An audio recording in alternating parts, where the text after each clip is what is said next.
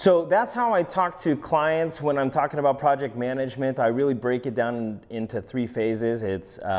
It's the strategy, it's design, and deploy. However, in the back of my mind and with my team, there's a lot more phases that are included in project management.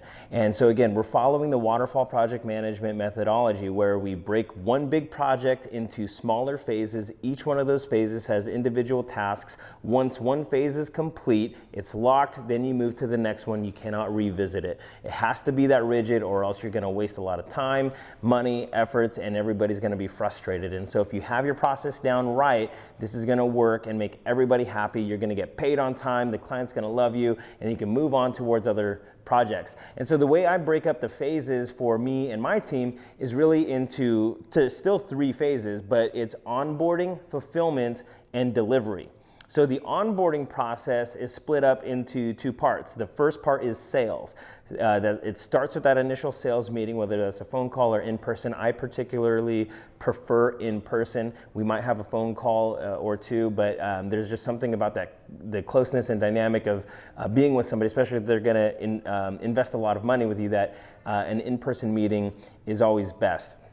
And so onboarding is first sales, and that's where you could talk about negotiations and proposals, and you could solidify a tentative timeline. I never give a solid timeline in the sales process. We give a tentative timeline because it's all based on when we receive the deposit and I can assign my team.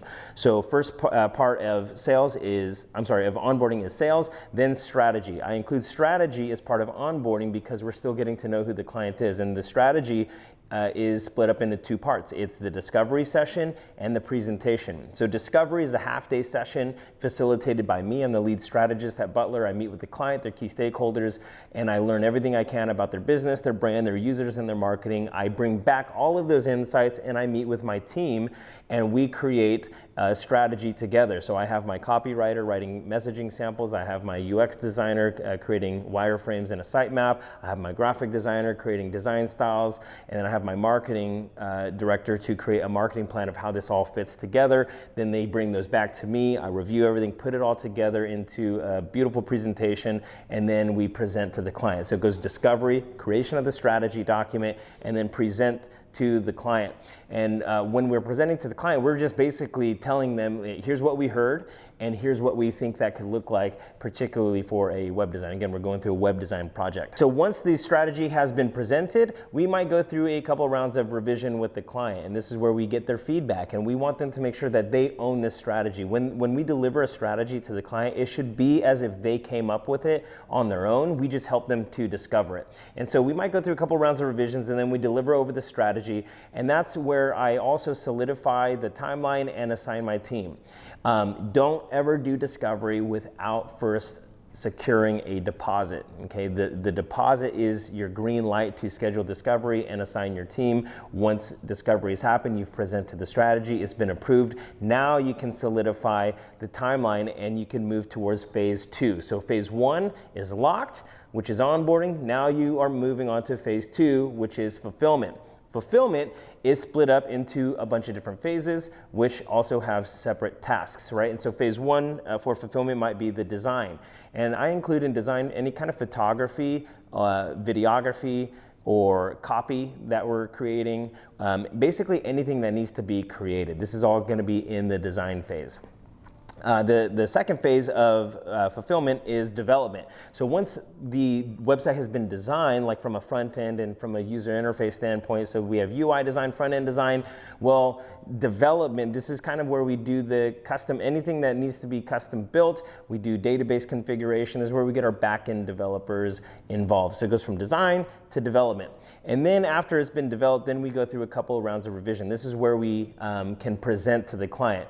So if you're following the timeline, it starts with deposit, then you do discovery. About 2 weeks, you present the the strategy. Then you move to fulfillment. You start with design, then development. Once those 2 have been done, whether they've been approved or shown to the client, then you have to receive a 25% progress payment. This is absolutely critical.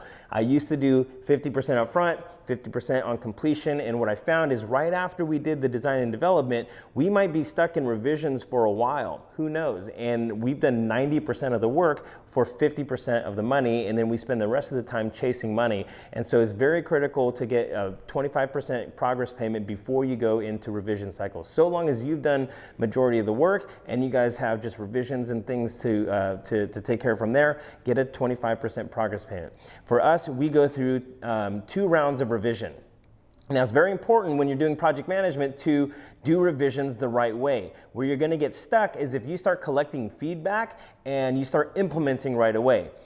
That does not count as a revision. It actually should, but you're not counting it as that, right? If they tell you, I want this one thing changed on this one page, you go ahead and do it. Well, then they might do that like 5 other times for the same page. Then they'll go to, you're gonna get caught in this big long cycle. So what you do is you collect all your feedback, but you don't touch anything until you get a revision list. And you tell this upfront during the sales process that we receive a revision list from you, which is a single list, a single document with everything that needs to be done on each page for a website, for example, on each page of the website, and that's a single round of revision. So it's we do a final walkthrough, we get a list of revisions, and then we execute all of those revisions. If they start to send you like single things to do, like single things to edit, don't touch any of it. Just collect it and add it to your revision list, and just make sure you remind them, say, okay, before we go to revisions, I want to make sure that this is a list of everything we have, and then do it very cleanly, one big list of revisions. So phase 1 is onboarding, sales and strategy.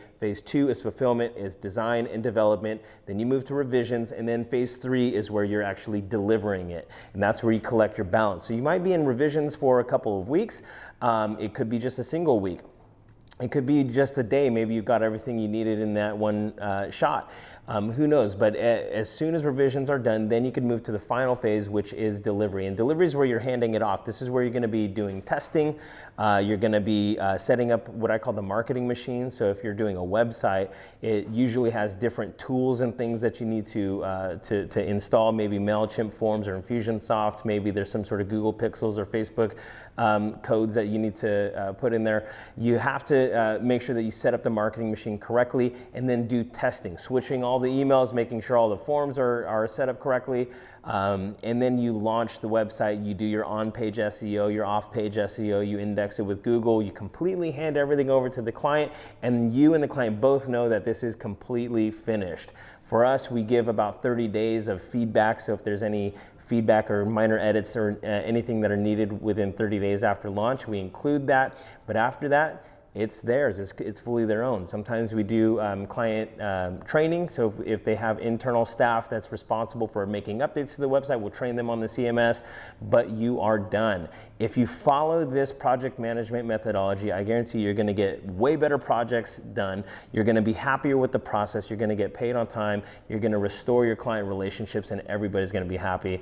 If I didn't answer any particular questions that you guys have, I'd love to hear them in the comments below.